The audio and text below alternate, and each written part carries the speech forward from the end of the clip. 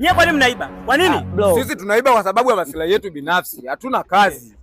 Na sisi tumekuja kufanya kazi. Unasikia blaza? Nafikiri kuiba ndo kazi. Na blaza nisikilize. Nafikiri hapa tumekaa hapa muda mrefu sana. Ndio. Tunaomba sana mtusamehe. Ongea haraka. Sisi kwa kweli sisi tulipitiwa na shetani. Hatujapitiwa na shetani, ni uongo. Labda kama sisi ndo tulipitia shetani. Tulia. Mwizi mnaongea nini? Usiwapige. Mwacheni atupige afanye kitu leo inapenda. Hii ni nchi ya amani. Akituua atajijua mwenyewe. Wewe uone kwamba unafanya kosa. Sikiliza, kosa kisheria. Blaza, sikiliza. Sheria ina mkondo wake. Tulia kidege. Usikilizeni. Huyu leo kavuta bangi. Amevuta bangi. Kama mnavyomuona. Sijavuta. Hayuko sawa. Ni umevuta hujavuta? Sijavuta, tunafanya makusudi. Si ndo kazi yetu. Mnamwangalia. Kidege.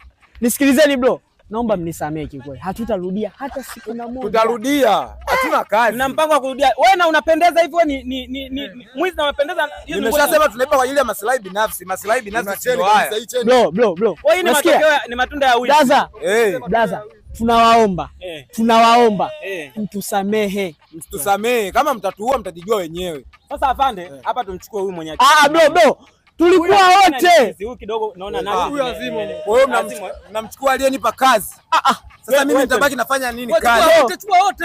Tunamchukua nampeleka wapi Taila? Uko sawa huyu. Mkinipeleka kituoni mtajijua wenyewe.